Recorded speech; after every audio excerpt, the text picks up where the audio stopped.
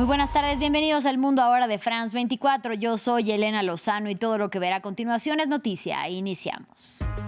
Tras 20 días de ataques, Tailandia y Camboya acuerdan un cese el fuego con efecto inmediato en la frontera común.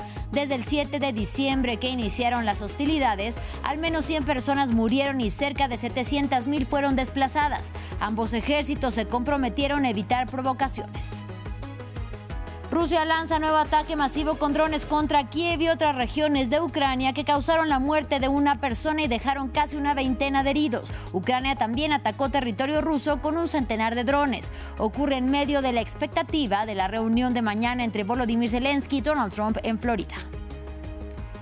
Amplia condena internacional al reconocimiento de Somalilandia como nación independiente por parte de Israel. Somalia, sus vecinos africanos y socios árabes se dijeron indignados tras la acción de Tel Aviv y el grupo yihadista somalí Al-Shabaab amenaza que luchará contra cualquier intención de Israel de construir bases militares en el territorio.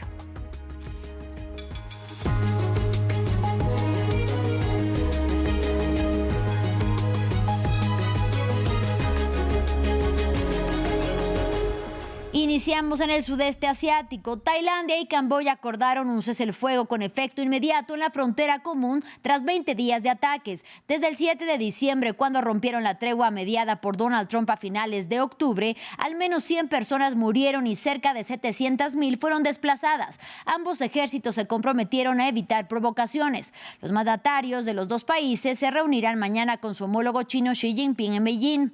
En tanto, Estados Unidos pidió que cumplan de inmediato con la tregua acordada. Ampliamos a continuación. Para formalizar su tregua, los dos ministros de Defensa de Tailandia y Camboya intercambiaron personalmente el acuerdo de alto el fuego. La declaración conjunta estipula un cese inmediato de las hostilidades. Lo más importante es que ambas partes mantendrán sus posiciones militares actuales, sin nuevos movimientos militares ni refuerzos, ni nuevos ataques ni provocaciones. Las autoridades tailandesas también deben liberar a 18 soldados camboyanos en un plazo de 3 días. Ambos reinos se acusan mutuamente de estar detrás de la reanudación de los combates a principios de diciembre, 6 meses después de la última escalada mortífera en julio. Camboya y Tailandia llevan décadas de desacuerdo sobre la demarcación de su frontera compartida de 800 kilómetros. Su demarcación se decidió durante el periodo colonial francés, a principios del siglo XX. En las últimas 3 semanas, alrededor de 100 personas murieron en ambos lados. El alto del fuego permitirá a los aldeanos que fueron evacuados de sus hogares a lo largo de la frontera regresar a sus hogares y reanudar sus actividades. Alrededor de 1 millón de personas han sido desplazadas. 2 cuestiones siguen sin resolverse y, como siempre, amenazan la sostenibilidad del alto el fuego, la demarcación precisa de la frontera y la soberanía sobre varios antiguos templos fronterizos. Este domingo en Myanmar se celebrarán elecciones legislativas, comicios que según la Junta Militar en el poder serán un camino hacia la democracia y hacia la paz. Sin embargo, no todos los birmanos podrán votar. Más de 1 millón de rohingyas han sido empujados al exilio y privados de sus derechos civiles en medio de una guerra civil prolongada que se intensificó con el golpe militar ocurrido en 2021. Ampliamos a continuación. Algunos de ellos llevan aquí 8 años. En Cox's Bazar, al sur de Bangladesh, estos refugiados rohingyas se sienten desamparados ante las elecciones legislativas que se celebran en su país de origen, Myanmar. La Junta Militar en el poder presenta los comicios como un camino hacia la democracia y la paz. Pero para los rohingyas refugiados aquí, estas votaciones son, por el contrario, el símbolo de su exclusión. Desde hace 10 años se les priva del derecho a sufragar. Estas elecciones no son justas. Unas elecciones verdaderas deberían incluir a todas las personas que viven en el país y organizarse tras un debate público. Antiguo presidente de una aldea en el estado birmano de Rakhine, Kabir se vio obligado a huir debido a la represión militar que sufre su minoría. Cientos de miles de civiles denuncian violaciones, ejecuciones y pueblos incendiados. Desde entonces su exilio se prolonga en campamentos sobrepoblados e insalubres. Los niños pequeños no entienden nada de esto, pero para nosotros, los padres y las personas mayores, la ansiedad es constante. Estas elecciones serán las terceras que se celebren en Myanmar desde la exclusión de los rohingyas de las listas electorales. Unos comicios aún más controvertidos por celebrarse en un país en guerra civil desde el golpe de Estado de 2021. Sea cual sea el resultado, muchos aquí creen que su suerte seguirá siendo la misma, pero mientras tanto, los rohingyas intentan mantener la esperanza de que algún día podrán volver a casa. Ahora hablamos de la guerra entre Rusia y Ucrania. Moscú lanzó un nuevo ataque masivo con drones contra Kiev y otras regiones de Ucrania que causaron la muerte de una persona y dejaron casi una veintena de heridos. Por su parte, Ucrania también atacó territorio ruso con un centenar de drones. Los ataques ocurren en medio de la expectativa de la reunión de mañana entre Volodymyr Zelensky y Donald Trump en Florida. Previo a su llegada a Estados Unidos, el presidente ucraniano hace una parada en Canadá para reunirse con el primer ministro canadiense Mark Carney. Aquí los detalles. Rusia intensificó su ofensiva contra Ucrania durante la noche del viernes y la madrugada del sábado, lanzando cerca de 500 drones y 40 misiles, principalmente contra la capital, Kiev, y su infraestructura energética, según las autoridades ucranianas, dejando cientos de miles de hogares sin electricidad ni calefacción, con temperaturas bajo cero. El presidente Zelensky calificó el bombardeo como la respuesta de Rusia a los esfuerzos de paz impulsados por Washington. Esta es la verdadera actitud de Putin y su círculo íntimo. No quieren poner fin a la guerra y buscan aprovechar cualquier oportunidad para causar aún más sufrimiento a Ucrania y aumentar la presión sobre otros países del mundo. Esto significa que la presión en respuesta sigue siendo insuficiente. Si Rusia convierte incluso la Navidad y el Año Nuevo en una época de casas destruidas, apartamentos incendiados y centrales eléctricas en ruinas, esta actividad enfermiza solo podrá responderse con medidas realmente contundentes. Estados Unidos tiene esta capacidad, Europa tiene esta capacidad, muchos de nuestros socios la tienen, la clave es utilizarla. Este ataque ocurre en vísperas de la reunión clave entre Zelensky y Trump en Florida, donde discutirán un borrador de plan de paz de 20 puntos, que según Kiev está completo en un 90%. El principal obstáculo, el control territorial de territorios invadidos por Rusia, especialmente en Donetsk y de la planta nuclear de Zaporizhia. Ucrania propone congelar las líneas actuales o crear zonas económicas desmilitarizadas. En los últimos 5 años, África ha sido escenario tanto de cuestionadas elecciones como de golpes de Estado. Desde 2020 han ocurrido cerca de una decena de golpes e intentos de golpes de Estado, permaneciendo en el poder actualmente 7 gobiernos militares. A la lista de los regímenes de facto se sumaron este año Madagascar y Guinea-Bissau, y casi lo hace Benín, cuyo intento de golpe de Estado fue fallido. Del otro lado de la moneda están los países en donde sus ciudadanos fueron a las urnas, pero con la oposición prohibida o perseguida, como en el caso de Costa de Marfil y de Camerún. En Tanzania llegó una mujer que en un principio prometía un cambio, pero que ahora también es acusada de manejar un régimen autoritario. Para hablar sobre el tema, saludo con mucho gusto a Santiago Brienza Blanco, quien es profesor y analista de historia de África. Bienvenido y gracias por la comunicación, profesor. Buenos días, muchas gracias. ¿Qué factores avivaron esta nueva ola de golpes de Estado en África? Yo creo que es importante ver cómo África aparece en el mundo como un lugar a disputarse. En este mundo multipolar que estamos viendo que se abre, de repente grandes actores mundiales, como son China, como es Estados Unidos o diferentes actores europeos, ven a África como un peón que pueden acercar hacia sus diferentes intereses y llevar adelante sus disputas en el continente africano. Ese es el gran motivo por el que vemos que África está teniendo estos cambios de régimen. Y ahora hablando de elecciones, lo decíamos, van a las urnas, pero son los gobernantes en el poder los que repiten mandatos. ¿Por qué cuesta tanto una democracia alternada en el continente africano? Ahí es importante también pensar que las propias sociedades africanas no son similares a las sociedades que nosotros conocemos en Europa o en América Latina.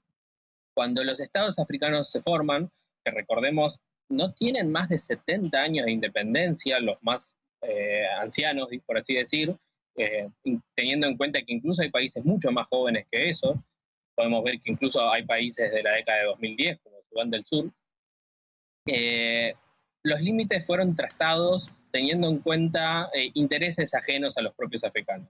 Diferentes pueblos fueron encerrados en países a la europea que no comparten los mismos intereses. la propia sociedad africana se maneja de una...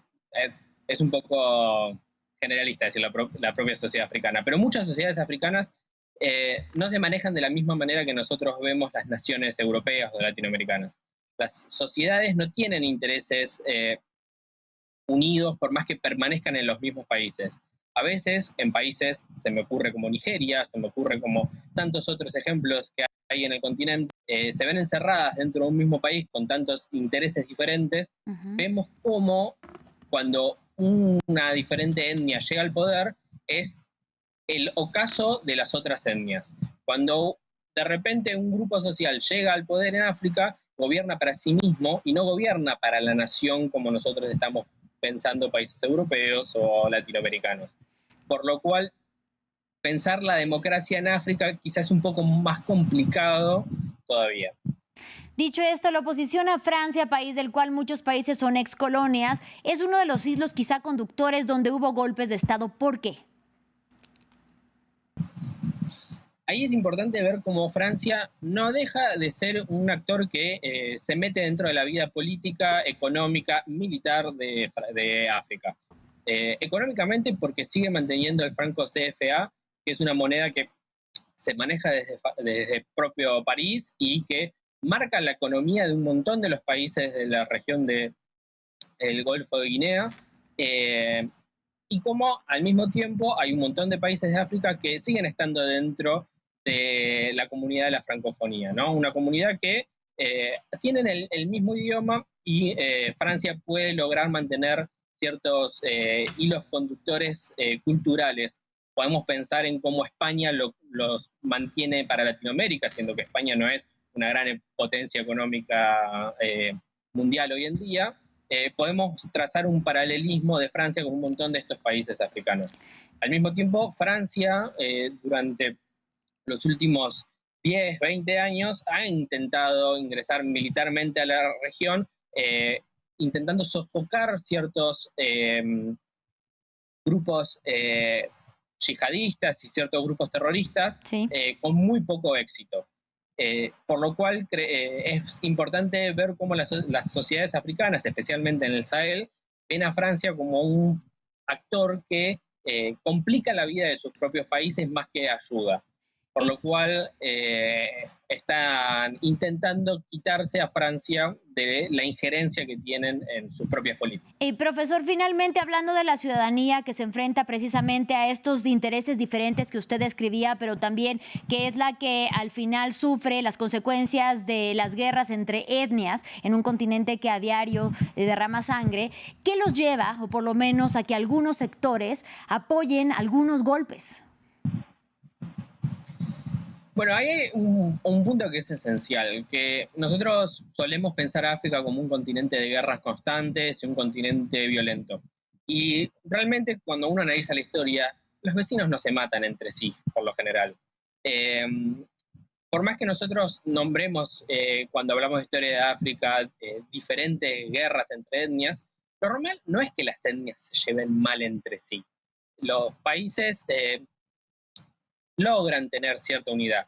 Acá el tema está en que cuando llegan al poder estos diferentes gobiernos logran mantener cierto grado de paz. Por ejemplo, en los países del Sahel vimos cómo toda la alianza de la AES pudo contrarrestar mucho mejor de lo que venía haciendo la injerencia francesa los diferentes ataques terroristas que llegaban desde el norte. Lo que lleva a que muchos civiles apoyen a estos gobiernos. Bien, le agradecemos muchísimo por su análisis al profesor Santiago Brienza Blanco. Gracias y hasta la próxima. No, gracias a ustedes.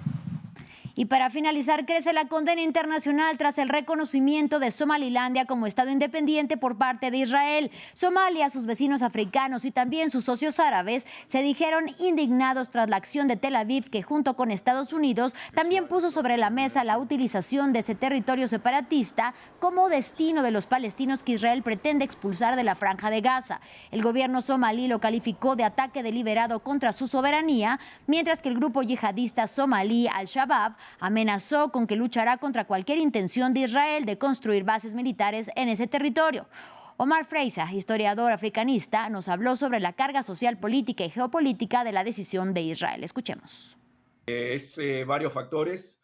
Yo creo que también impera lo geoestratégico, desde una posición fuerte en el Golfo de Adén, bien ya la tiene, pero puede reforzar estratégicamente el posicionamiento para combatir a los rebeldes hutíes en Yemen. Eso también es otro factor importante. Además, esta cuestión de reconocimiento israelí va de la mano, me parece, aunque esto Donald Trump lo guardó todavía como una decisión, la va a tomar con más calma y pensándola bien, todas las palabras de menosprecio que tuvo para Somalia y para la comunidad somalí residente de Estados Unidos. Eso es muy importante, a veces va de la mano.